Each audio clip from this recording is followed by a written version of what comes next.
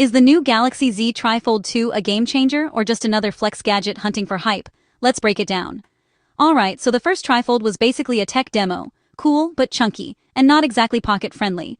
This year, Samsung's back with the Z Tri-Fold 2, and they're aiming for practical, not just wow. You get a shorter, wider design, better for typing and apps that actually fit the screen. The hinge is totally reworked, meaning less bulk in your pocket. And when you unfold it, boom, a 10-inch display that folds up like origami and protects itself.